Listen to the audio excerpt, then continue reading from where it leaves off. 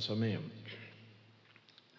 ഇവിടെ നോട്ടീസിൽ കൊടുത്തിരുന്ന വിഷയം ആത്മാവിൻ്റെ ഐക്യത, സമാധാന ബന്ധത്തിൽ കാപ്പാൻ ശ്രമിക്കുക എന്നുള്ളതാണ്. അത് എഫേസ്യ ലേഖനം 4-ാം അധ്യായത്തിലാണ് പറഞ്ഞിരിക്കുന്നത്, 3-ാം വാക്യത്തിലാണ്.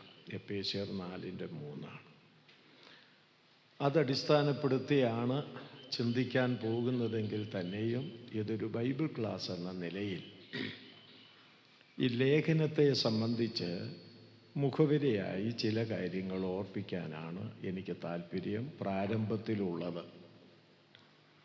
അതിൽ ചിലതൊക്കെ നിങ്ങൾ മുൻപ് കേട്ടിട്ടുള്ളതും പഠിച്ചിട്ടുള്ളതും പഠിപ്പിച്ചിട്ടുള്ളതുമാകാം. ഒരുപക്ഷെ ചിലത് നിങ്ങൾ പഠിച്ചിട്ടില്ലാത്തതോ പഠിപ്പിച്ചിട്ടില്ലാത്തതോ ആവാം.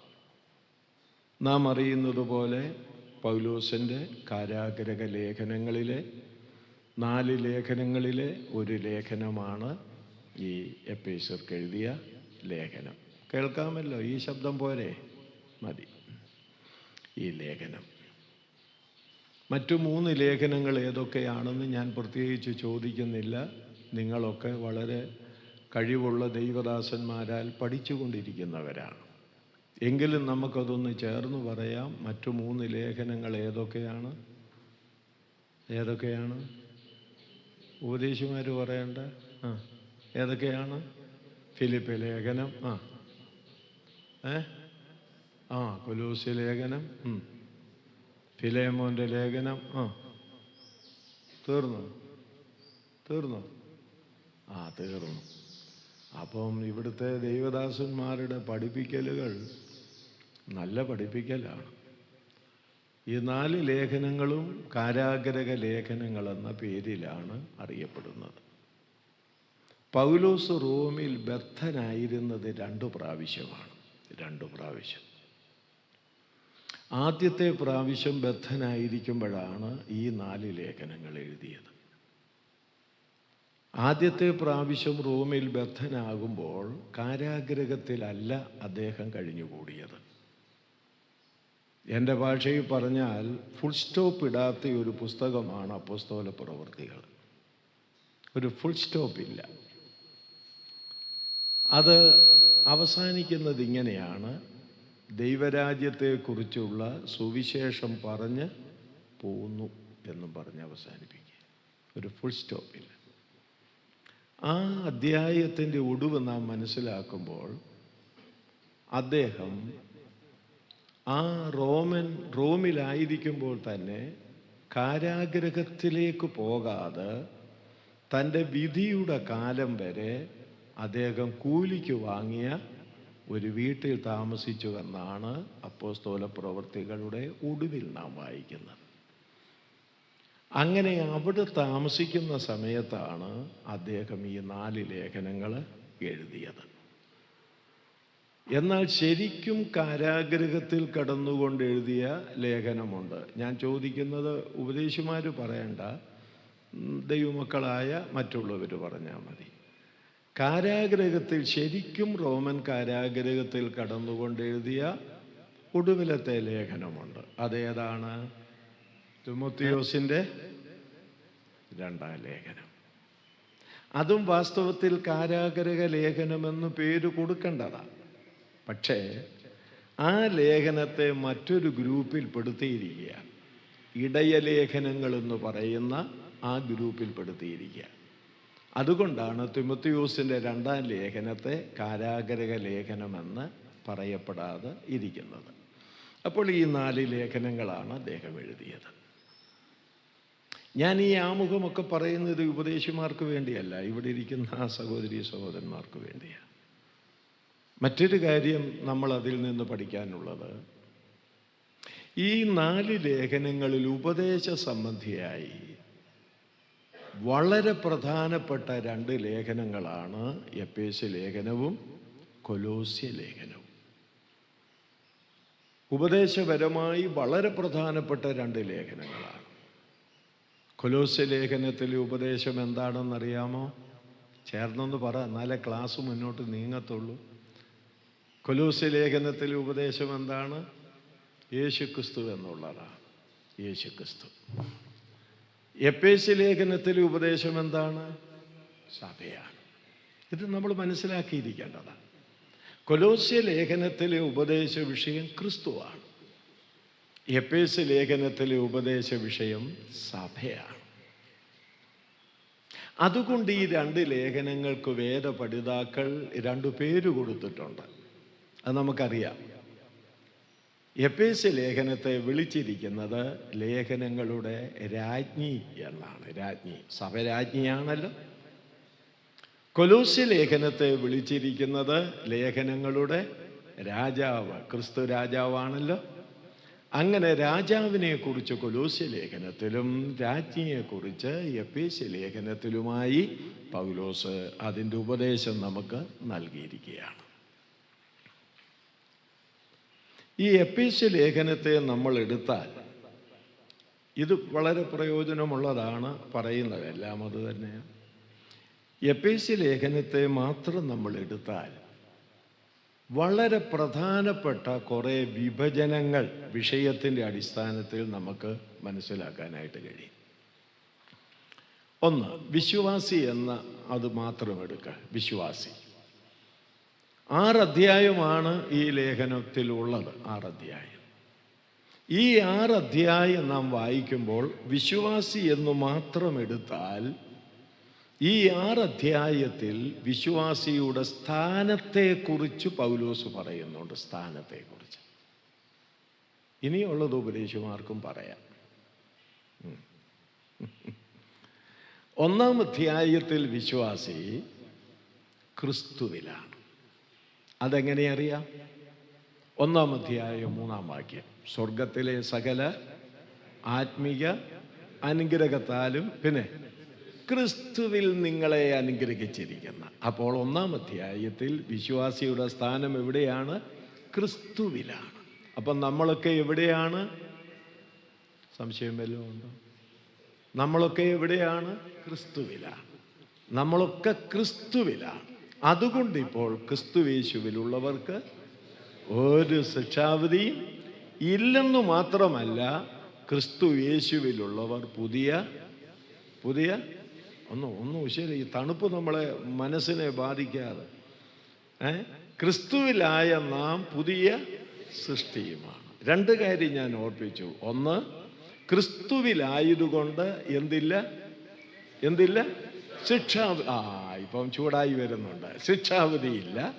രണ്ടാമത്, ക്രിസ്തുവിലുള്ളവർ എങ്ങനെയുള്ളവർ? പുതിയ സൃഷ്ടിയാണ്. 1-ാം അധ്യായം അതാ.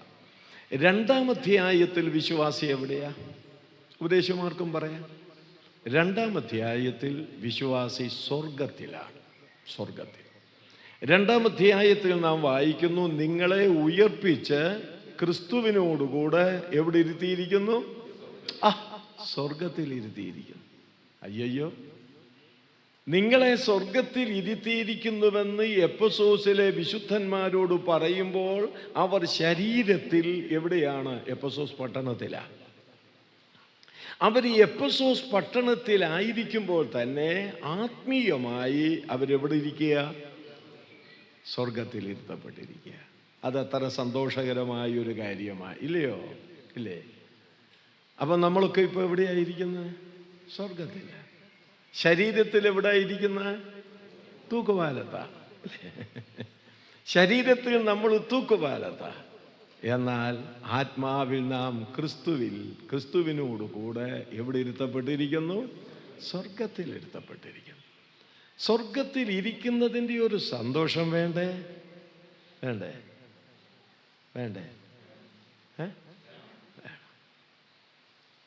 സ്വർഗത്തിൽ സങ്കടമില്ല, ഉണ്ടോ? സ്വർഗത്തിൽ വാടിയ മുഖമുണ്ടോ? ഇല്ല. സ്വർഗത്തിൽ യേശുവിൻ്റെ അടുക്കൽ ചെല്ലുമ്പോൾ എല്ലാവരും വാടിയ മുഖത്തോടിരിക്കുക ആണോ? അല്ല. അപ്പോൾ ആ സ്വർഗത്തിൻ്റെ ഒരു പതിപ്പ് ഇവിടെ വേണ്ടേ? പതിപ്പ് ഇവിടെ വേണം. ദൈവരാജ്യം, എല്ലാവരും പറഞ്ഞാട്ടെ, ദൈവരാജ്യം ഭക്ഷണവും പാനീയവുമല്ല.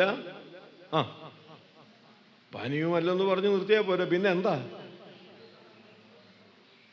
ആ സ്കൂളിൽ പഠിച്ചില്ലേ?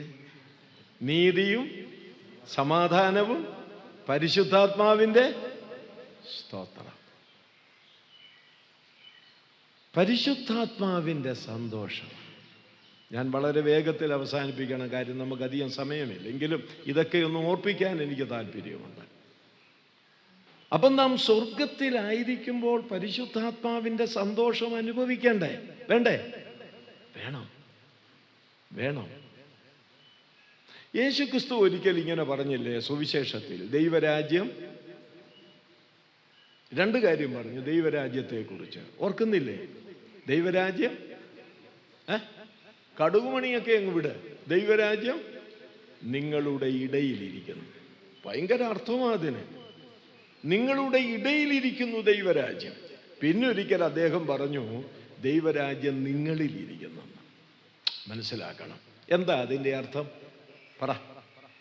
ദൈവരാജ്യം നിങ്ങളുടെ ഇടയിലിരിക്കുന്നു. ദൈവരാജ്യം നിങ്ങളിലിരിക്കുന്നു. നമ്മൾ ഇനിയും ദൈവരാജ്യത്തിൽ പ്രവേശിക്കാൻ പോവുകയാണ്. പറഞ്ഞു മനസ്സിലായോ? മുഴുവാളത്വത്തോടും കൂടെ നാം ദൈവരാജ്യത്തിൽ പ്രവേശിക്കാൻ പോവുകയാണ്. അതിനു മുൻപ് യേശു പറയുകയാണ് നമ്മളോട്, ദൈവമക്കളോട് പറയുകയാണ്, ദൈവരാജ്യം നിങ്ങളുടെ ഇടയിലിരിക്കുന്നു, ദൈവരാജ്യം നിങ്ങളിലിരിക്കുന്നു എന്ന് പറഞ്ഞാൽ എന്നാ അർത്ഥം? ഉപദേശിമാർക്കൊക്കെ പറയാം. പിന്നെ പറയുകയില്ലെന്ന് തീരുമാനമെടുത്താൽ പറയിപ്പിക്കാൻ എനിക്ക് പറ്റുകയില്ല. എന്താ അതിൻ്റെ അർത്ഥം? ഒരു രാജ്യത്ത് ആര് ഉണ്ടായിരിക്കണം? രാജാവ് ഉണ്ടായിരിക്കണം. രാജാവ് ഉള്ളിടത്താണ് എന്തുള്ളത്? എന്തുള്ളത്? രാജാവ് ഉള്ളിടത്താണ് എന്തുള്ളത്? രാജ്യമുള്ളത്. രാജാവ് ഉള്ളിടത്താണ് രാജ്യമുള്ളത്. ദൈവരാജ്യം നിങ്ങളുടെ ഇടയിൽ ഇരിക്കുന്നു എന്ന് പറഞ്ഞാൽ രാജാവ് നിങ്ങളുടെ ഇടയിലുണ്ട്. നിങ്ങളാണ് ആ ദൈവരാജ്യം. രണ്ട്, ആ രാജ്യം നിങ്ങളിലിരിക്കുന്നു. രാജാവ് എവിടെയുണ്ട്? നിങ്ങളിലുണ്ട്. നിങ്ങളാണ് ആ രാജ്യം. നമ്മൾ ഒരിടത്ത് വായിക്കുന്നു രാജ്യവും, ചിലർ കിങ്സ് ആൻഡ്, എല്ലായിടത്തും ഒന്നും കിങ്സ് ഇല്ല. ചുമ്മാ നമ്മളെ തട്ടിവിടുക. കിങ്സ് ആൻഡ് പ്രീറ്റ്സ്, എല്ലായിടത്തും ഒന്നും കിങ്സ് ഇല്ല. രാജ്യം ഒന്ന് തന്നെയാ, കിങ്ഡം എന്ന് തന്നെയാ. അപ്പം നമ്മൾ രാജ്യം കൂടിയാ. അപ്പൊ സഭ രാജ്യമാണ്, ഒരു വ്യക്തി രാജ്യമാണ്. അതെങ്ങനെയായി തീർന്നു? രാജാവ് അവിടെ ഉള്ളത് കൊണ്ട്. അങ്ങനെയെങ്കിൽ എൻ്റെ പൊന്നു സഹോദരി സഹോദരന്മാർ, യുവാക്കളും കേട്ടോണം, കുഞ്ഞുങ്ങളും, അങ്ങനെയെങ്കിൽ സഭ കൂടുന്നിടത്ത് എന്തുണ്ടാകണം?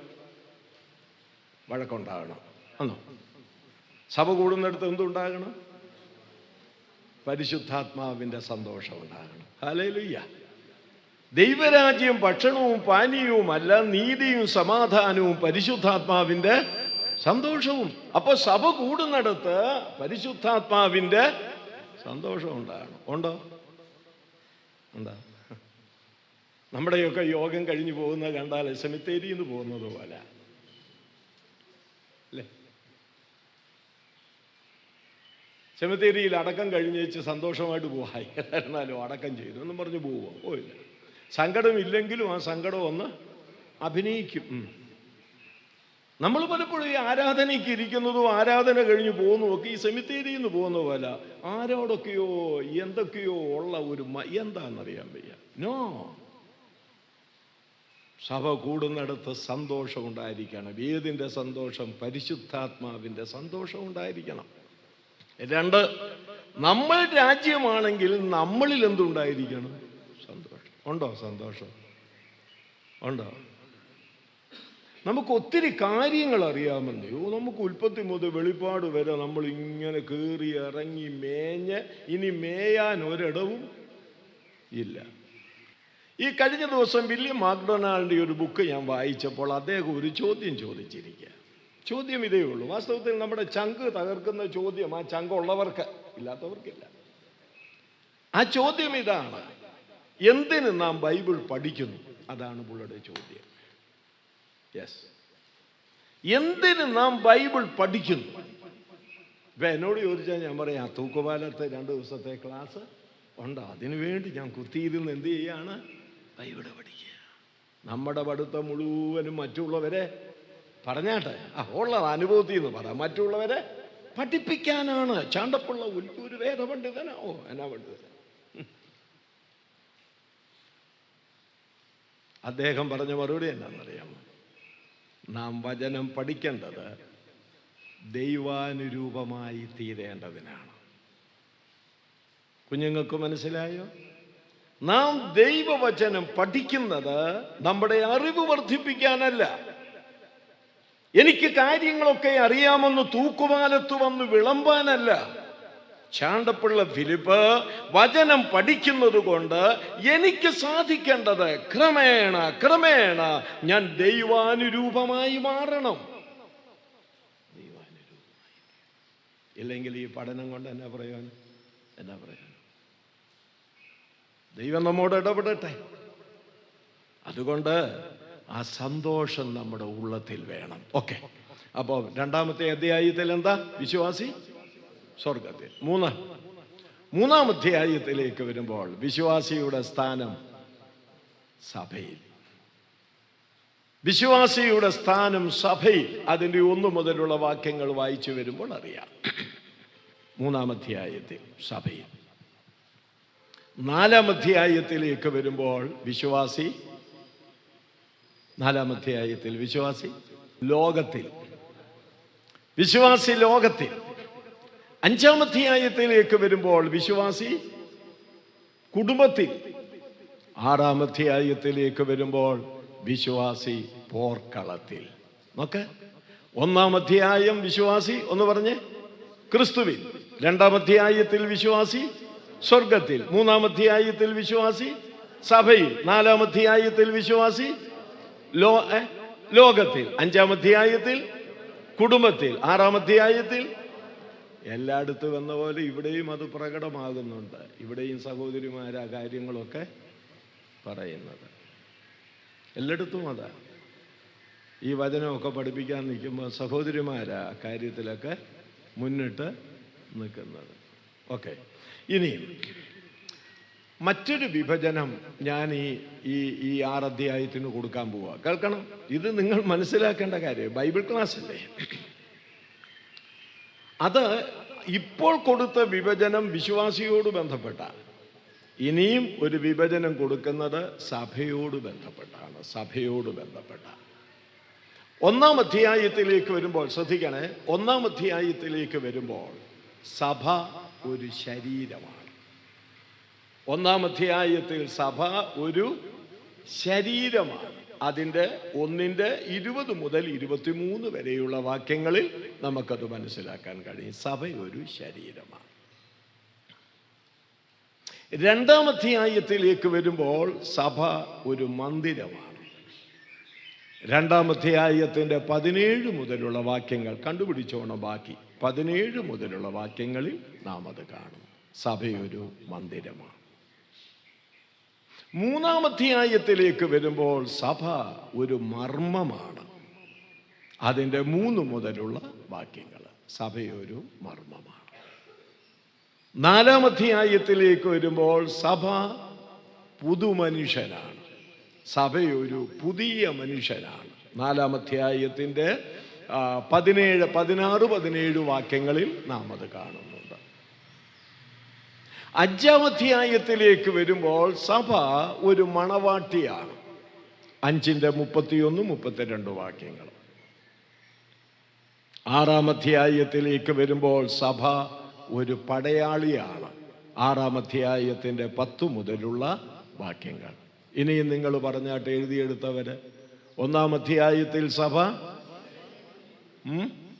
ശരീരം. 2-ാം അധ്യായത്തിൽ മന്ദിരം. 3-ാം അധ്യായത്തിൽ മർമ്മം. 4-ാം അധ്യായത്തിൽ പുതിയ മനുഷ്യൻ. 5-ാം അധ്യായത്തിൽ മണവാട്ടി. 6-ാം അധ്യായത്തിൽ പടയാളി. എത്ര നന്നായി പഠിച്ചു തീർന്നില്ല. അടുത്ത വിഭജനം. ഈ 6 അധ്യായമാണ് ഈ ലേഖനത്തിനുള്ളത് എന്ന് ഞാൻ ഓർപ്പിച്ചു. ആദ്യത്തെ 3 അധ്യായം ഉപദേശമാണ്. പിന്നീട് വരുന്ന 3 അധ്യായങ്ങൾ പ്രായോഗികമാണ്. പ്രായോഗിക ജീവിതത്തെക്കുറിച്ച് പറയുന്നത്. അപ്പം നമുക്ക് ഇത് രണ്ടും വേണോ വേണ്ടയോ? വേണോ?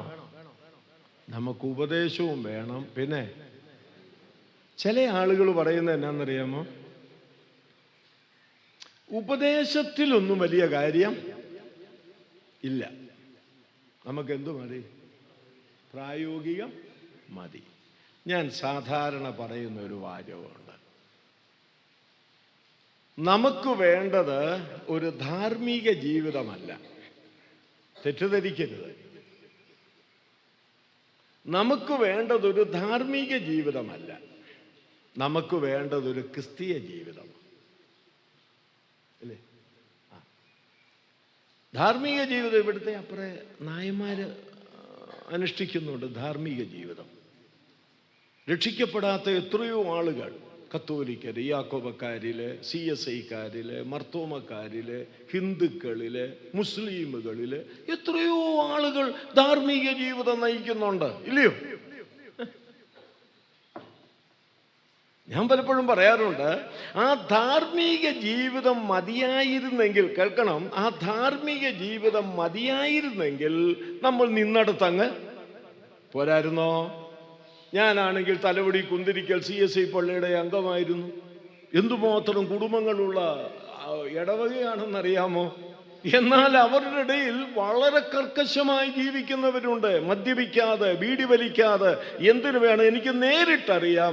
മൊബൈലിൽ പോലും ഒരു സിനിമ കാണാതെ ജീവിക്കുന്ന ആളുകളുണ്ട്.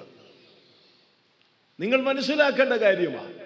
നമ്മളെക്കാൾ അപ്പുറമായിട്ട് എനിക്ക് തോന്നുന്നു ധാർമ്മിക ജീവിതത്തിന് വളരെ മുൻതൂക്കം കൊടുക്കുന്നവരാ അവര്. അങ്ങനെയെങ്കിൽ അതുപോലെ അങ്ങ് ജീവിച്ചാൽ പോരെ? നമ്മൾ എന്തിനാ വേർപെട്ട് വന്നത്? മക്കളൊക്കെ ഒന്ന് പറഞ്ഞാട്ട്, എന്തിനാ വേർപെട്ട് വന്നത്? ഇപ്പം യാക്കോബായിൽ നിന്നും കത്തോലിക്കയിൽ നിന്നും അവിടുന്ന് ഇവിടുന്നും എല്ലാം അവരെ പിണക്കി, ഇല്ലേ? അവരെ പിണക്കി, നമ്മുടെ വീട്ടുകാരെ പിണക്കി നമ്മൾ വന്നു, വെള്ളത്തിൽ മുങ്ങി, ഇങ്ങനെ വന്നു. എന്തിനാ വന്നേ? അയ്യോ, അറിയാൻ വയ്യേ? ദാ കിടക്കുന്നു. അതവിടെ നിന്നാ പറ്റുകയല്ലേ? അവിടെ നിന്നാ പറ്റുകയല്ലേ? CSIയിൽ ഞാൻ നിന്നാ എനിക്ക് വിശുദ്ധ ജീവിതം നയിക്കരുതോ? എന്താ നമ്മുടെ വിശുദ്ധ ജീവിതം? പച്ച മലയാളത്തിൽ പറഞ്ഞാൽ കള്ളു കുടിക്കരുത്, പിന്നെ ഡാഷ്, കൃഷ്ണൻകുട്ടി പറയുന്നത് ഡാഷിന് പോകരുത്, അത്രയും പറയുന്നുള്ളൂ, അല്ലേ? അതിന് പോകരുത്. പിന്നെന്താ ഉള്ള? ബീഡി വലിക്കരുത്, അതിരു മാന്തരുത്, തല്ലുകൂടരുത്. ഇതല്ലേ നമ്മുടെ വിശുദ്ധ ജീവിതം? അല്ല എന്തോന്നോ? അത് പിന്നെ എന്തോന്നോ പറയുന്നത്?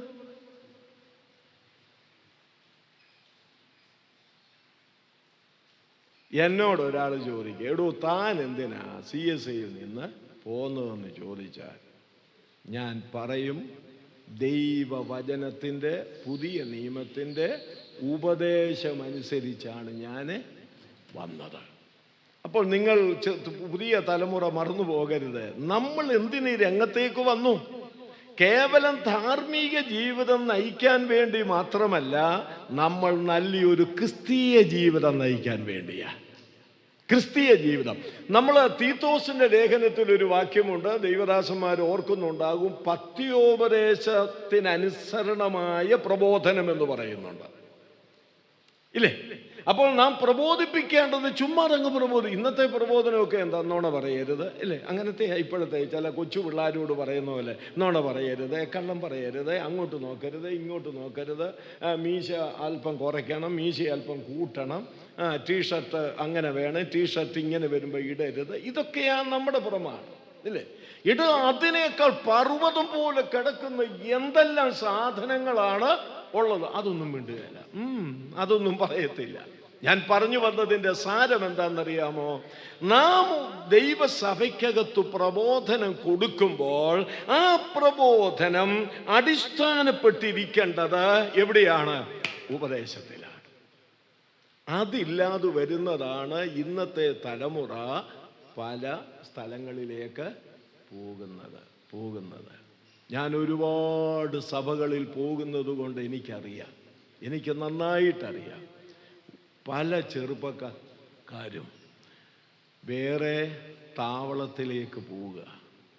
അതിനവർക്ക് ഒരുപാട് ന്യായം പറയാനുണ്ട്. അതിൻ്റെ ഏറ്റവും വലിയ ന്യായം ശരിയായ വിധത്തിലുള്ള വചന പഠനം ഇല്ല. വചന പഠനമില്ല. മൂപ്പന്മാരുടെ ഏറ്റവും വലിയ യോഗ്യത ഏതാണെന്ന് ചോദിച്ചാൽ നമ്മളെന്തോ പറയും? ഏക ഭാര്യയുടെ ഭർത്താവായിരിക്കണം.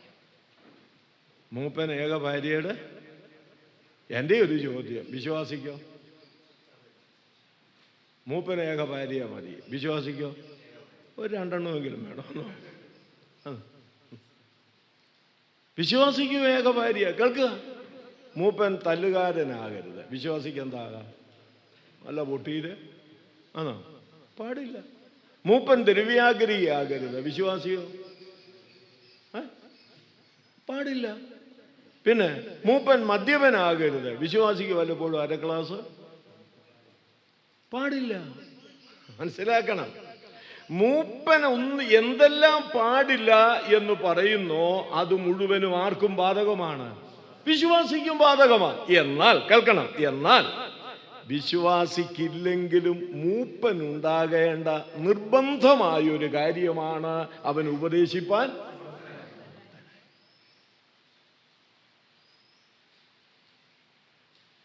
നമ്മുടെ ഇടയിൽ ഈ മൂപ്പൻ എന്നുള്ളതിൻ്റെ ആ 3 അക്ഷരം പോലും എഴുതാൻ കറക്റ്റ് അറിയാൻ വയ്യാത്ത എത്രയോ മൂപ്പന്മാരുണ്ടെന്നറിയാം. ചിലർ ഈ മൂപ്പൻ എന്നൊക്കെ എഴുതി വരുമ്പോൾ മൂപ്പനാന്ന് എഴുതി പോകും.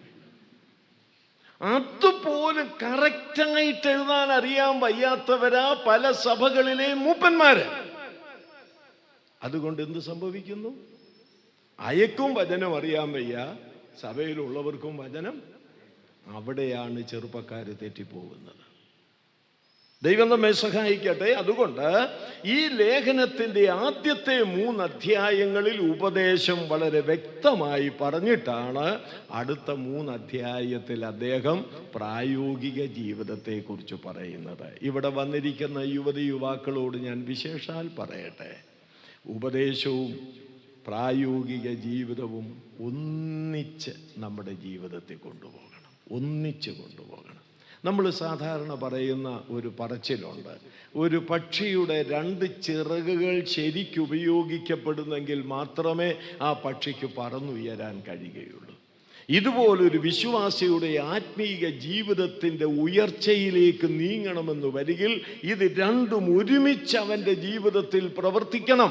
ഉപദേശവും പ്രവർത്തിക്കണം, പ്രായോഗികവും പ്രവർത്തിക്കേണ്ടത് വളരെ ആവശ്യമാണ്. കർത്താവ് നമ്മെ സഹായിക്കുമാറാകട്ടെ. വേറെയൊരു കാര്യം കൂടെ, ഇയാൾ ഈ വേറെ കാര്യം പറഞ്ഞ് വിഷയത്തിലേക്ക് വരുമോ? വരും. വേറെയൊരു കാര്യം കൂടെ, ആദ്യത്തെ 3 അധ്യായത്തിലെ വിഷയം ക്രിസ്തുവിൽ നമ്മുടെ ധനം എന്നുള്ളതാണ്. ക്രിസ്തുവിൽ നമ്മുടെ ധനം എന്നുള്ളതാണ് ആദ്യത്തിലെ 3 അധ്യായങ്ങളിലെ വിഷയം. ക്രിസ്തുവിൽ നമ്മുടെ ധനം. എന്നാൽ പിന്നീട് വരുന്ന 3 അധ്യായങ്ങൾ, അഥവാ 4 മുതൽ 6 വരെ പിന്നീട് വരുന്ന 3 അധ്യായങ്ങൾ ക്രിസ്തുവിൽ നമ്മുടെ ഉത്തരവാദിത്തം. നോക്കണം, ഈ വിഭജനം തന്നെ രസകരമായി പഠിക്കാൻ കഴിയുന്ന കാര്യമാണ്. ആദ്യത്തെ 3 അധ്യായങ്ങൾ ക്രിസ്തുവിൽ നമ്മുടെ ധനവും, പിന്നീട് വരുന്ന 3 അധ്യായങ്ങൾ ക്രിസ്തുവിൽ നമ്മുടെ ഉത്തരവാദിത്വവുമാണ് അവിടെ പറഞ്ഞിരിക്കുന്നത്. ഇനിയും തീർന്നില്ല, ഇനിയും ഉണ്ട്. ഇത് രസമാണ് പഠിക്കാൻ. ഇനിയും മറ്റൊന്നുകൂടെ പറയാം. വാച്ച്മാൻ നീ എന്ന് പറയുന്ന വാച്ച്മാൻ നീയെ ഇവിടെ ഇരിക്കുന്ന ദൈവദാസന്മാർക്കറിയാം, എല്ലാവർക്കും ഒന്നും അറിയണമെന്നില്ല. അദ്ദേഹത്തിൻ്റെ ഒരു കുഞ്ഞു പുസ്തകം ഈ എഫേസ്യ ലേഖനത്തെ അധികരിച്ചിട്ടുണ്ട്. ചിലരുടെ കയ്യിൽ കാണും, വളരെ ചെറുതാണ്, ഒറ്റ ഇരുപ്പിലിരുന്ന് വായിച്ചു തീർക്കാനേ ഉള്ളൂ. അദ്ദേഹം ഈ എഫേസ്യ ലേഖനത്തെ 3 വാക്കുകളിൽ ഉൾക്കൊള്ളിച്ചിരിക്കുകയാണ്. 3 വാക്കുകളിൽ. ആരാ? ചാണ്ടപ്പിള്ള ഫിലിപ്പ് ആണോ? അല്ല, പിന്നെ ആരാ? വാച്ച്മാൻ നീ. അയാൾ വലിയൊരു പ്രാർത്ഥനാ മനുഷ്യനാണ്. 3 പദങ്ങളിലാണ് അദ്ദേഹം ഈ എഫേസ്യ ലേഖനത്തെ ഉൾക്കൊള്ളിച്ചിരിക്കുന്നത്. ഏതൊക്കെയാണെന്നറിയാമോ? 1 സിറ്റ്, 2 സ്റ്റാൻഡ്, 3 വാക്ക്. സിറ്റ്, സ്റ്റാൻഡ്, വാക്ക്. മനസ്സിലായില്ലേ? നമ്മുടെ ആത്മീയ ജീവിതത്തിൻ്റെ പുരോഗമനപരമായിരിക്കുന്ന പ്രവൃത്തിയെക്കുറിച്ചാണ് അദ്ദേഹം പറയുന്നത്. ഈ എഫേസ്യ ലേഖനം നമ്മളോട് പറയുന്നു, നിങ്ങൾ ഇരിക്കണം. ആരോടുകൂടെ? ക്രിസ്തുവിനോടുകൂടെ ഇരിക്കുക. 2, നിങ്ങൾ നടക്കണം. ഈ ലോകത്തിൽ എങ്ങനെയൊക്കെ നടക്കണമെന്ന് 4-ാം അധ്യായം മുതൽ പറയുന്നുണ്ട്. പിന്നെ നിങ്ങൾ നിൽക്കണം. എവിടെ നിൽക്കണം? പോർക്കളത്തിൽ നിൽക്കണം. അതൊക്കെ ഞാൻ പറഞ്ഞതുപോലെ വലിയ വിഷയമാണ്. ഇനി നമ്മൾ 4-ാം അധ്യായം മുതൽ 6-ാം അധ്യായം വരെ വരാൻ പോവുകയാണ്. 4 മുതൽ 6 വരെയുള്ള അധ്യായങ്ങളിലെ പ്രധാന വിഷയം നടപ്പെന്നുള്ളതാണ്. നടപ്പ്. ഈ നടപ്പെന്നുള്ളത് നമുക്ക് വലിയ ഇഷ്ടമല്ലേ? ഈ നടപ്പിനെ കുറിച്ചൊരു പ്രസംഗം ഉണ്ടാക്കാനും നമുക്ക് വലിയ എളുപ്പമായില്ലേ? അല്ലേ? ഒത്തുവാക്യം വെച്ചിട്ട് എങ്ങനെയൊക്കെ നടക്കണം, എങ്ങനെ നടക്കരുത് എന്നൊക്കെ. ആ നടപ്പല്ല ഇവിടെ പറയാൻ പോകുന്നത്. അത് എളുപ്പമുള്ള നടപ്പാണ്. ഇവിടെ പറയുന്ന നടപ്പാണ് നമ്മൾ ചിന്തിക്കാൻ പോകുന്നത്. കേൾക്കണം. 4-ാം അധ്യായം മുതലുള്ള നടപ്പ് നാം ചിന്തിക്കുമ്പോൾ കേൾക്കുക. 1, ഐക്യത്തിൽ നടക്കുക. 4-ാം അധ്യായത്തിൻ്റെ 1 മുതൽ 7 വരെയുള്ള വാക്യങ്ങളിൽ നാം അത് കാണും. ഐക്യത്തിൽ നടക്കുക. 2, പക്വതയിൽ നടക്കുക. 8 മുതൽ 16 വരെയുള്ള വാക്യങ്ങൾ. 4-ാം അധ്യായത്തിൻ്റെ 8 മുതൽ 16 വരെയുള്ള വാക്യങ്ങൾ. 3, വിശുദ്ധിയിൽ നടക്കുക. 17 മുതൽ 32 വരെയുള്ള വാക്യങ്ങൾ. അപ്പം 4-ാം അധ്യായത്തിലെ 3 വിധത്തിലുള്ള നടപ്പിനെ കുറിച്ച് നമ്മൾ ചിന്തിച്ചു. എന്തൊക്കെയാണ്? 1 മുതൽ 7 വരെ ഐക്യത്തിൽ നടക്കുക. 8 മുതൽ 16 വരെ പക്വതയിൽ നടക്കുക. 17 മുതൽ 32 വരെ വിശുദ്ധിയിൽ നടക്കുക. അത് ഇംഗ്ലീഷിൽ പറഞ്ഞാൽ, നിങ്ങളെല്ലാം A+ എടുത്തവരല്ലേ? നമ്മളത് ഇംഗ്ലീഷിൽ പറഞ്ഞാൽ എങ്ങനെ പറയാം? Unity, maturity, purity. Unity, maturity, purity. ഐക്യം, പക്വത, വിശുദ്ധി. എത്ര അനുഗ്രഹിക്കപ്പെട്ട ഒരു വിഭജനമാണ് നമുക്കവിടെ കാണാൻ സാധിക്കുന്നത്. ഇനിയും ആ വിശുദ്ധിയിൽ നടക്കുക എന്നുള്ളത് 5-ാം അധ്യായം, പിന്നെ നമ്മൾ അങ്ങോട്ട് താഴേക്ക് 5-ാം അധ്യായത്തിലേക്ക് പ്രവേശിക്കുമ്പോൾ അവിടെ 5-ന്റെ ആദ്യത്തെ 2 വാക്യങ്ങളിൽ സ്നേഹത്തിൽ നടക്കുക എന്നവിടെ കാണുന്നു. സ്നേഹത്തിൽ നടക്കണം. 8 മുതലുള്ള വാക്യങ്ങൾ വായിക്കുമ്പോൾ വെളിച്ചത്തിൽ നടക്കുക എന്ന് നാം അവിടെ കാണുന്നുണ്ട്. നോക്ക്, വെളിച്ചത്തിൽ നടക്കുക. പിന്നെ നാം അതിൻ്റെ 22 മുതൽ അങ്ങോട്ട് വായിക്കുമ്പോൾ, 5-ന്റെ 22 മുതൽ അങ്ങോട്ട് വായിക്കുമ്പോൾ യോജിപ്പിൽ നടക്കുക. യോജിപ്പിൽ നടക്കുക. അതെവിടെയൊക്കെ യോജിപ്പിൽ നടക്കണം? കേൾക്കുക. കുടുംബത്തിൽ യോജിപ്പിൽ നടക്കണം. അതുപോലെ 6-ാം അധ്യായത്തിൻ്റെ 5 മുതലുള്ള വേദവാക്യങ്ങൾ വായിക്കുമ്പോൾ ഔദ്യോഗിക തലത്തിൽ യോജിപ്പിൽ നടക്കുക. അവിടെ യജമാനനും ദാസനും എന്നുള്ള ഒരു പോർഷൻ വരുന്നുണ്ട്. അവിടെ യോജിപ്പിൽ നടക്കുക. പിന്നെ അതിൻ്റെ 6-ന്റെ 10 മുതൽ നാം വായിക്കുമ്പോൾ ജയോത്സവമായി നടക്കുക. നോക്ക്, ജയോത്സവമായി. അപ്പോൾ ഒന്നുകൂടെ നമുക്കൊന്ന് ചിന്തിക്കാം. അത് 4 മുതൽ പറഞ്ഞേ. 1-ാമത്തേത് ഐക്യത്തിൽ നടക്കുക, 1 മുതൽ 7 വരെ 4-ന്റെ. അടുത്തത് പക്വതയിൽ നടക്കുക, 4-ന്റെ 8 മുതൽ 16 വരെ. 3-ാമത് വിശുദ്ധിയിൽ നടക്കുക, 17 മുതൽ 32 വരെ. അടുത്തത് സ്നേഹത്തിൽ നടക്കുക, 5-ന്റെ 1-ഉം 2-ഉം. പിന്നെ വെളിച്ചത്തിൽ നടക്കുക, അതിൻ്റെ 8-ഉം 9-ഉം. പിന്നെ അടുത്തത് യോജിപ്പിൽ നടക്കുക, 5-ാം അധ്യായത്തിൻ്റെ 22 മുതൽ 6-ാം അധ്യായം മുഴുവൻ. അതിൽ ആ യോജിപ്പ് എവിടൊക്കെ വരണം? കുടുംബത്തിൽ വരണം. പിന്നെ ഔദ്യോഗിക തലത്തിൽ വേണം. അടുത്തത് ജയോത്സവമായി നടക്കുക. എന്നാ നടപ്പെന്നറിയാം? ഇതാ നടപ്പ്. നമ്മളൊരു 10-15 മിനിറ്റ് കൊണ്ട് നടപ്പ് പറയാൻ തുടങ്ങിയാൽ എല്ലാം പെട്ടെന്ന് അങ്ങ് തീരും. ഇതാണ് യഥാർത്ഥ നടപ്പ്. ഇതിനായിട്ടാണ് നമ്മൾ ഉപദേശം അനുസരിച്ച് വേർതിരിഞ്ഞ് വന്നത് എന്നുള്ളത് ഇപ്പം മനസ്സിലായോ? അപ്പം നമ്മുടെ ജീവിതം എന്തല്ലെന്ന് ഞാൻ ഓർപ്പിച്ചു. ഒന്ന് പറഞ്ഞേ. ധാർമ്മിക ജീവിതം അല്ല. പിന്നെന്താണ്? എന്താണ്? ക്രിസ്തീയ ജീവിതമാണ്. ആ ക്രിസ്തീയ ജീവിതത്തിൽ ഉപദേശവുമുണ്ട്. എന്തുകൊണ്ട്? നടപ്പും ഉണ്ട്. അതെങ്ങനെ നടക്കണം? 4-ാം അധ്യായത്തിലേക്ക് വരാം. ആദ്യത്തേത് എന്താണെന്ന് ഞാൻ ഓർപ്പിച്ചത് 1 മുതൽ 7 വരെ. പറഞ്ഞേ. ഐക്യത്തിൽ നടക്കുക. ഐക്യത്തിൽ നടക്കുക. ഐക്യത്തിൽ നടക്കുക. നമ്മൾ ഐക്യത്തിൽ നടക്കണമെന്ന് ഇവിടെ മാത്രമല്ല പറഞ്ഞിരിക്കുന്നത്. പൗലോസിൻ്റെ ലേഖനങ്ങൾ മാത്രമല്ല, മറ്റ് ലേഖനങ്ങൾ പത്രോസിൻ്റെ ഒക്കെ പരിശോധിച്ചാൽ അവിടെയൊക്കെ ആവർത്തിച്ച് ദൈവമക്കൾ ദൈവസഭയിൽ ഐക്യത്തിൽ നടക്കണമെന്ന് പറഞ്ഞിട്ടുണ്ട്. എന്നാൽ പലപ്പോഴും അനൈക്യമാണുള്ളത്. അനൈക്യം ഉണ്ട്. അനൈക്യമുണ്ട്. ഐക്യമില്ലായ്മയുണ്ട്.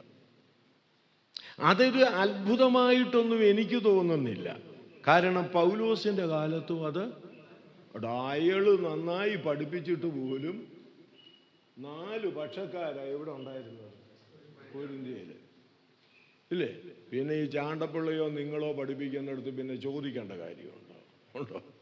ഇയാൾ 3-ാം സ്വർഗത്തോളം എടുക്കപ്പെട്ടു. വെളിപ്പാടിൻ്റെ ആധിക്യം ഉണ്ടായിരുന്ന മനുഷ്യൻ ഈ കൊരിന്ത്യയില് സഭയിൽ നെടുകയും കുറുകയും നടന്നു പഠിപ്പിച്ചിട്ടും അവന്മാരെല്ലാം 4 കൂട്ടരായിട്ട് തിരിഞ്ഞിരിക്കുക. എത്ര കൂട്ടരാ? ഒന്ന് പറഞ്ഞേ. പഠിച്ചിട്ടില്ലായിരിക്കും. നല്ല കാര്യമാണ് പഠിക്കാത്തത്. ചിലപ്പോൾ അത് ചെയ്യണമെന്നൊരാഗ്രഹം വന്നാലോ. ഒന്നാമത്തെ കൂട്ടരെ കുറിച്ച് പറയുന്നു. ഒരുത്തൻ ആരുടെ പക്ഷം? പൗലോസിന്റെ പക്ഷം. മറ്റൊരു കൂട്ടര് അപ്പൊല്ലോസിന്റെ പക്ഷം. വേറൊരു കൂട്ടര് കേഫാവിന്റെ പത്രോസിന്റെ പക്ഷം. മറ്റൊരു കൂട്ടര് അവന്മാരാ കള്ളന്മാര്. ഈ 4-ാമത്തെ കൂട്ടര് അവരാരാന്നാ പറയുന്നത്? ഞങ്ങൾ ആരുടെ, ചില ആത്മീയരങ്ങനുണ്ട് നമ്മുടെ, ഞങ്ങൾ ആരുടെയും കൂട്ടത്തില്, ഞങ്ങൾക്ക് യേശുവിൻ്റെ കൂട്ടത്തില്. ചുമ്മാതാ കപടഭക്തി കാണിക്കുക. ഇങ്ങനെ ഒന്നൊന്നിനോട് ചേരാതെ മുന്നോട്ട് പോകുന്ന ഒരവസ്ഥയാണ്. എൻ്റെ വാത്സല്യ സഹോദരങ്ങളോടായിട്ട് ഞാൻ പറയുകയാണ്, ഭിന്നത എന്ന് പറയുന്നതുണ്ടല്ലോ, മഹാപാപമാണ്. മഹാപാപമാണ്. ആ പാപം വെളിപ്പെടുത്തുന്ന ഒരു 3 കാര്യം നിങ്ങളുടെ ശ്രദ്ധയിൽ ഞാൻ കൊണ്ടുവരാം. അത് അവിടെ അങ്ങനെ എഴുതിയിട്ടില്ല. ശ്രദ്ധിച്ചു നോക്കിയാൽ നമുക്കറിയാം. 1-ാം അധ്യായം നിങ്ങളൊന്ന് എടുത്താട്ട് ഈ ഭിന്നത അതിൻ്റെ 10-ാം വാക്യത്തിൽ നാം വായിക്കുന്നുണ്ട്. നിങ്ങളുടെ ഇടയിൽ ഭിന്നത ഭവിക്കാതെ ഏക മനസ്സിലും ഏക അഭിപ്രായത്തിലും യോജിക്കണമെന്ന് കർത്താവിൻ്റെ നാമത്തെ ചൊല്ലി പ്രബോധിപ്പിക്കുന്നു എന്ന് പറയുന്നുണ്ട്. എന്നിട്ട് അദ്ദേഹം ആ ഭിന്നതയുള്ളവരോട് എന്താ പറയുന്നത്? 13-ാം വാക്യം ഒന്ന് നോക്കിക്കേ. 1 കൊരിന്ത്യർ 1:13. 1 അവരോട് ചോദിക്കുക, ഭിന്നതയുള്ളവര് പക്ഷക്കാരോട് ചോദിക്കുക. 1 ക്രിസ്തു വിഭാഗിക്കപ്പെട്ടിരിക്കുന്നുവോ? 4 ഗ്രൂപ്പുകളായി തിരിഞ്ഞു പോകുന്ന കൊരിന്ത്യരോട് ചോദിക്കുക, ക്രിസ്തു വിഭാഗിക്കപ്പെട്ടിരിക്കുന്നുവോ എന്ന് പറഞ്ഞ അർത്ഥം എന്താ? ഈ ഭിന്നത എന്ന് പറയുന്നത് ക്രിസ്തുവിൻ്റെ ആളത്വത്തിന് വിരോധമായി ചെയ്യുന്ന പാപമാണ്. നമ്മൾ എത്ര പേരത് മനസ്സിലാക്കിയിട്ടുണ്ട്? സഭയിൽ അന്യോന്യം മിണ്ടാതെയും അന്യോന്യം കൈ കൊടുക്കാതെയും അന്യോന്യം സഹകരിക്കാതെയും ഒക്കെ പോകുമ്പോൾ ഈ ഗൗരവം നാം മനസ്സിലാക്കുന്നുണ്ടോ സഹോദരീ സഹോദരന്മാരെ? നാം നമ്മുടെ സഭയിൽ ഭിന്നതയിൽ മുന്നോട്ട് പോയാൽ അത് യേശുക്രിസ്തുവിൻ്റെ ആളത്വത്തോട് ചെയ്യുന്ന വലിയ പാപമാണെന്നുള്ള അവബോധം എനിക്ക് നിങ്ങൾക്കും ഉണ്ടാകേണ്ടത് ആവശ്യമാണ്. തീർന്നില്ല. 2ാമത് അദ്ദേഹം ചോദിക്കുന്ന ചോദ്യം എന്താ? പൗലോസ് നിങ്ങൾക്ക് വേണ്ടി ക്രൂശിക്കപ്പെട്ടുവോ? അതെന്താ പൗലോസ് ഓർപ്പിക്കുന്നത്? നിങ്ങളുടെ ഈ ഭിന്നതയുണ്ടല്ലോ, യേശുക്രിസ്തുവിൻ്റെ രക്ഷണീയ പ്രവൃത്തിക്കെതിരെയുള്ള പാപം. ക്രിസ്തു ക്രൂശിക്കപ്പെട്ടത് നമ്മുടെ രക്ഷയ്ക്ക. പൗലോസല്ല ക്രൂശിക്കപ്പെട്ടത്. എന്നാൽ നിങ്ങൾ ആ ക്രിസ്തുവിൻ്റെ രക്ഷണീയ പ്രവൃത്തിയുടെ പങ്കാളികളായി തീർന്ന നിങ്ങൾ ഭിന്നതയിൽ ജീവിച്ചാൽ ആ രക്ഷണീയ പ്രവൃത്തിക്കെതിരെ നിങ്ങൾ എന്ത് ചെയ്യുകയാണ്? പാപം ചെയ്യുക.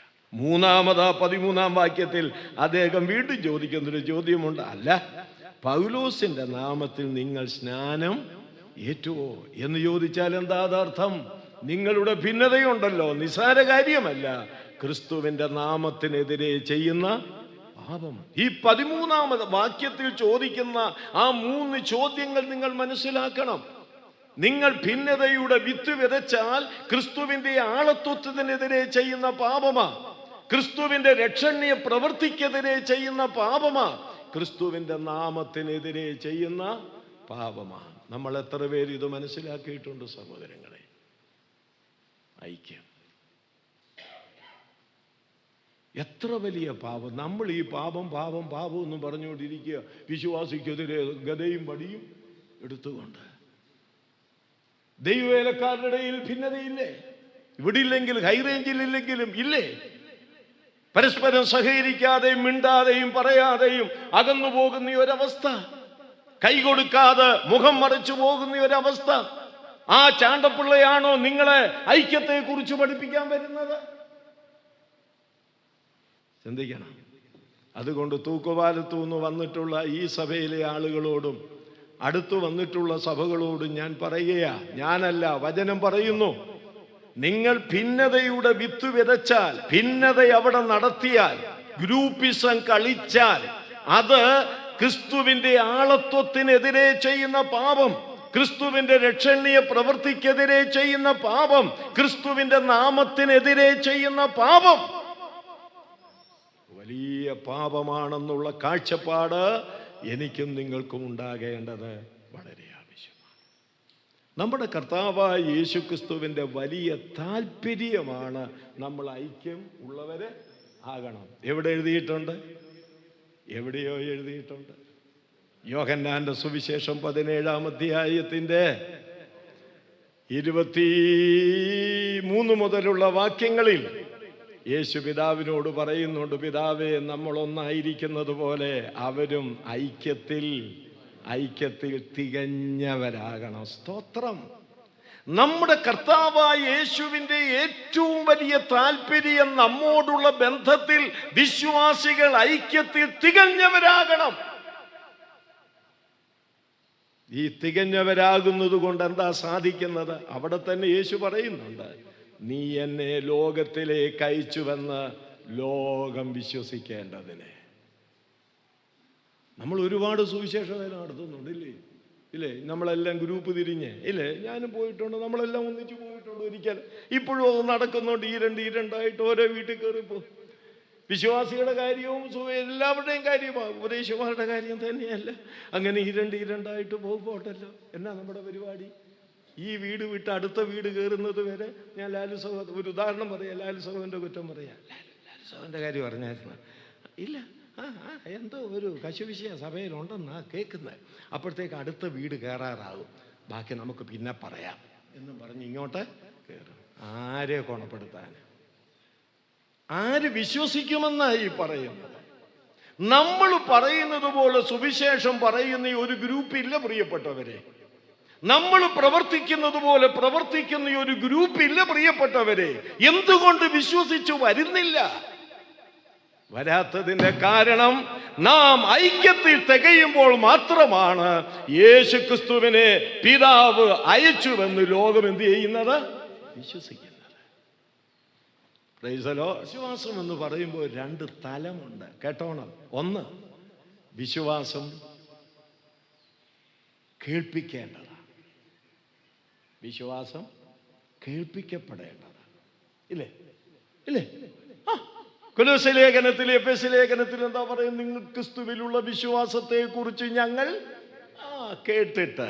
വിശ്വാസം കേൾപ്പിക്കപ്പെടേണ്ടതാ.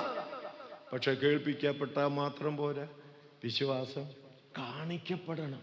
അതിന് ബൈബിളിലുണ്ട്. ഉണ്ട്.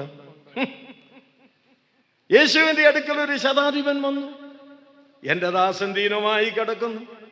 അപ്പോൾ യേശു പോകാൻ പുറപ്പെട്ടപ്പോ പറഞ്ഞു, വേണ്ട, എന്റെ പുരയ്ക്കകത്ത് വരാൻ നീ യോഗ്യനല്ല. ഒരു വാക്ക് കൽപ്പിച്ചാൽ മതി. എന്റെ കീഴെ പടയാളികളുണ്ട്. ഒരുത്തനോട് വരാൻ പറഞ്ഞാൽ വരും, ഒരുത്തനോട് പോകാ പറഞ്ഞാൽ പോകും എന്ന് പറഞ്ഞപ്പോൾ യേശു പറയുന്ന ഒരു വാക്കുണ്ട്, ഒരു പ്രസ്താവനയുണ്ട്. എന്താ? ഇസ്രായേലിൽ പോലും ഇത്ര വലിയ വിശ്വാസം കേട്ടിട്ടില്ലെന്നല്ല, പിന്നെ മനസ്സിലായി. നാട്ടുകാരിപ്പം നമ്മളോട് പറയുന്നത് എന്നാന്നറിയാം? നിങ്ങൾ കുറെ കാലമായി ഞങ്ങളെ കേൾപ്പിക്കാൻ എന്നാ മോനെ പറ, കേൾപ്പിക്കാൻ തുടങ്ങിയിട്ട് ഞങ്ങൾക്ക് ഇനി ഒന്ന് കാണണം. അതാണ് വിഷയം. ഹല്ലേലൂയ. ദൈവാത്മാവ് എന്നോട് നിങ്ങളോട് ശക്തമായിട്ട് ഇടപെടട്ടെ. ഈ മഴക്കാലത്ത് ഈ തണുപ്പും പിടിച്ച് ഈ ഹോളിൽ വന്നത് മെനക്കേടായി പോയില്ല എന്ന് വരാതിരിപ്പാൻ ദൈവാത്മാവ് നമ്മെ സ്പർശിക്കട്ടെ. പ്രിയപ്പെട്ടവരെ, വിശ്വാസം കേൾപ്പിക്കപ്പെടേണ്ടതും വിശ്വാസം കാണിക്കപ്പെടേണ്ടതുമാണ്. അപ്പോഴാണ് നാം ഐക്യത്തിൽ തികഞ്ഞവരായിട്ട് മാറുന്നത്. ഒരു ഉദാഹരണം പറഞ്ഞു. ഐക്യത്തിന് നമുക്ക് പഴയ നിയമത്തിൽ ഒരു ഉദാഹരണം പറയാം. പഴയ നിയമത്തിൽ. ഇനി ഞാൻ അങ്ങോട്ട് പറയാം. സങ്കീർത്തനമൊന്നും കൂടെ പറയാം. സങ്കീർത്തനമൊന്നും കൂടെ പറയാം. ഏതാ? 100. നമുക്കെല്ലാം കാണാന്നറിയാം. ഇതോ സഹോദരന്മാർ ഒത്തൊരുമിച്ച് ഒരു മാസമായി തമ്മി മിണ്ടിയില്ലേലും ഇതാ സഹോദരന്മാർ ഒത്തൊരുമിച്ച് വസിക്കുന്നത് അല്ലേ? അതിനകത്ത് ആ ഐക്യത്തെ വെളിപ്പെടുത്തുന്ന 2 പ്രതീകങ്ങൾ പറയുന്നുണ്ട്. 2 പ്രതീകങ്ങൾ. ഒന്നെന്താണെന്നറിയാമോ? ഹർമോനിയ, മഞ്ചൽ. അതിപ്പം നമുക്ക് നേരമില്ല. രണ്ടാമത്തേത് അഹരോന്റെ തലയിൽ ഒഴിച്ച തൈലം. ഈ തൈലം എത്ര കൂട്ടം സാധനങ്ങൾ കൊണ്ടുണ്ടാക്കിയതാണെന്നറിയാമോ? അറിയത്തില്ല. നമ്മളെല്ലാം സമാഗമന കൂടാരത്തിൻ്റെ ഉസ്താദുകളല്ലേ. എത്ര കൂട്ടം തൈലങ്ങൾ, എത്ര കൂട്ടം സാധനങ്ങൾ? 4 കൂട്ടം സാധനങ്ങൾ കൊണ്ട് മിക്സ് ചെയ്തെടുത്തതാണ് എന്ത്? ഈ തൈലം. ഇതാ സഹോദരന്മാർ ഒത്തൊരുമിച്ച് വസിക്കുന്നത് എത്ര ശുഭവും എത്ര മനോഹരവും എന്ന് പറഞ്ഞിട്ട് കേൾക്കണം. അത് ഏത്? ഈ ശുഭകരം, അത് ഐക്യം. അഹരോന്റെ തലയിൽ നിന്ന് താടിയിലേക്ക് വസ്ത്രത്തിന്റെ വിളുമ്പിലേക്ക് ഒഴുകുന്ന തൈലം പോലെ. എന്താ അത് ഉദ്ദേശിക്കുന്നത്? കേട്ടോ, ഇത് കേട്ടേച്ച് നമുക്കിപ്പോ തൽക്കാലം പിരിയാം. 4 കൂട്ടം സാധനങ്ങൾ, സുഗന്ധ സാധനങ്ങൾ ചേർത്ത് ഉണ്ടാക്കിയ ഈ തൈലം. ഒരാൾ വിചാരിച്ചു, 4 കൂട്ടം സാധനങ്ങൾ ഇതെന്തൊക്കെയാണ്? അതിൽ ഞാൻ 1 കൂട്ടം ഇനി എടുക്കാൻ പോവാ. പറ്റുമോ? കൊച്ചുമോനെ? പറ്റത്തില്ല. ഇത് വേർപിരിക്കാനാവാത്ത വിധത്തിൽ ഇത് കുഴമ്പായി മാറി. മനസ്സിലാകുന്നുണ്ടോ?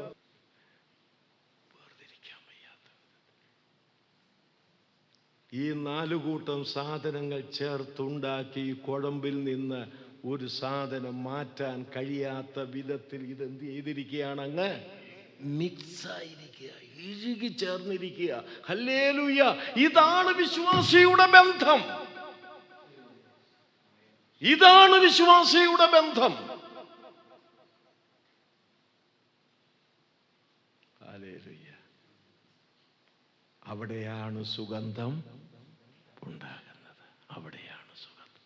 കർത്താവ് നമ്മെ സഹായിക്കട്ടെ. പ്രാർത്ഥനയോട് ഇപ്പം തൽക്കാലം പോകാം. 4-ാം അധ്യായത്തിലേക്ക് നമ്മൾ അടുത്ത സെഷനിൽ കയറും. അവിടെ ഐക്യത്തെക്കുറിച്ച് പറഞ്ഞിട്ടുള്ള കാര്യങ്ങൾ അല്പം വിശദമായി ചിന്തിക്കും. മുഖവരിയാണ് ചിന്തിച്ചത്. കർത്താവ് അനുഗ്രഹിക്കട്ടെ.